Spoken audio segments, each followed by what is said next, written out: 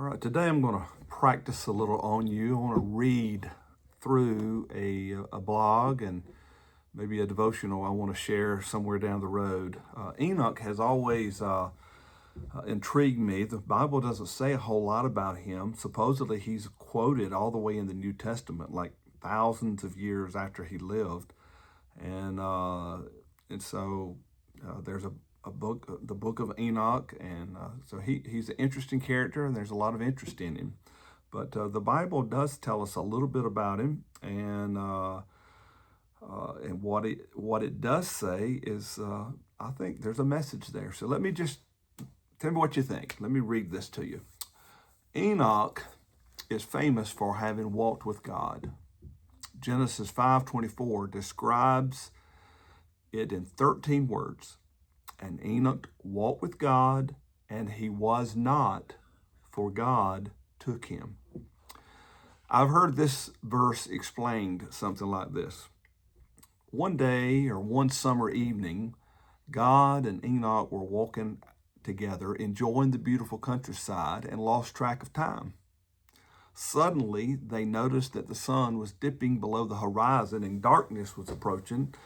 And realizing how far afield they had gone, God said to Enoch, Enoch, we're closer to my home than yours.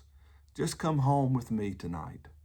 Now, I don't know if that's how it happened, but I can see it happening, something like that. But here's the thing that really intrigued me. If you study this little passage there in Genesis about Enoch, I'd always assumed that was about all the Bible said about Enoch. But the Bible says that Enoch walked with God on two different occasions.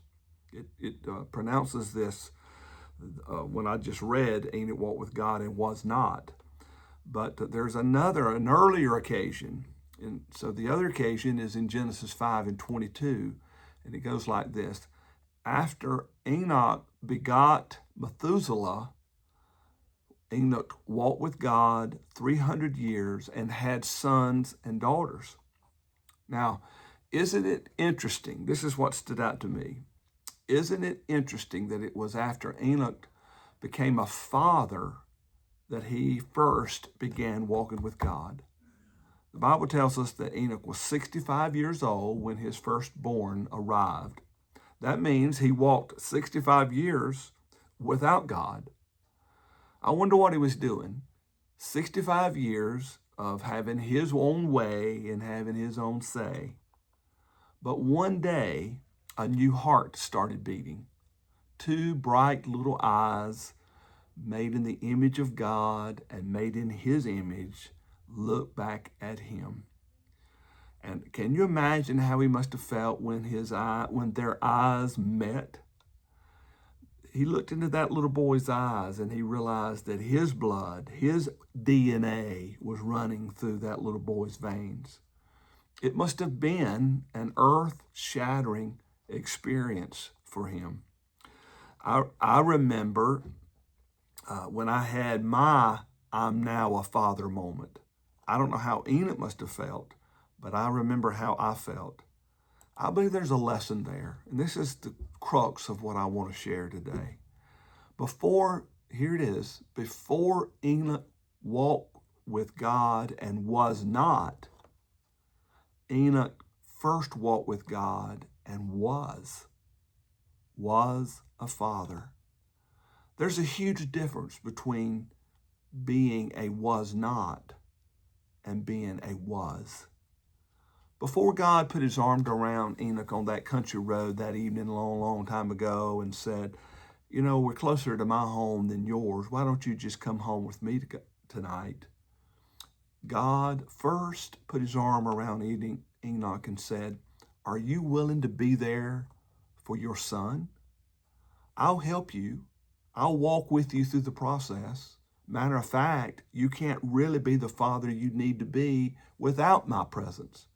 But you have to be willing to step up and to be there for somebody beside yourself. Living for others, that's the essence of maturity. Living for others, that's the message of Christianity. Have you ever run over a speed bump and didn't realize it and boom, you hit it? Or maybe you were in a hurry and you just plowed on through. Whoops, if you had coffee in your hands. Well, for Enoch, the birth of his son appears to have been a speed bump.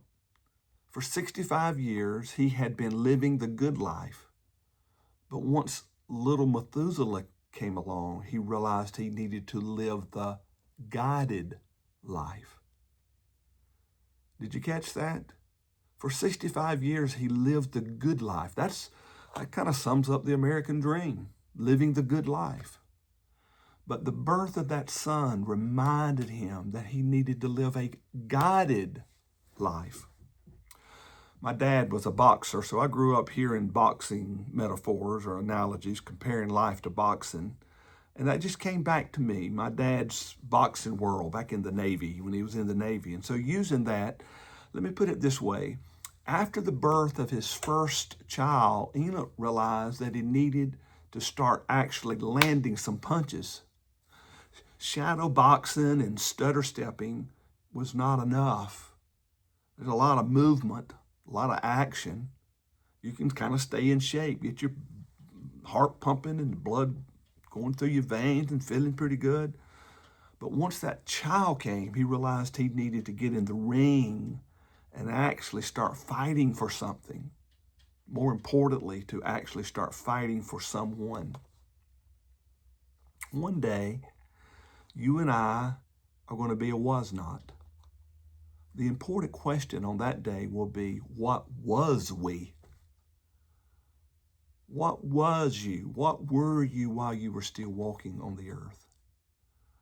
And how you and I answer that question will be the difference between a life well lived and a life that was wasted.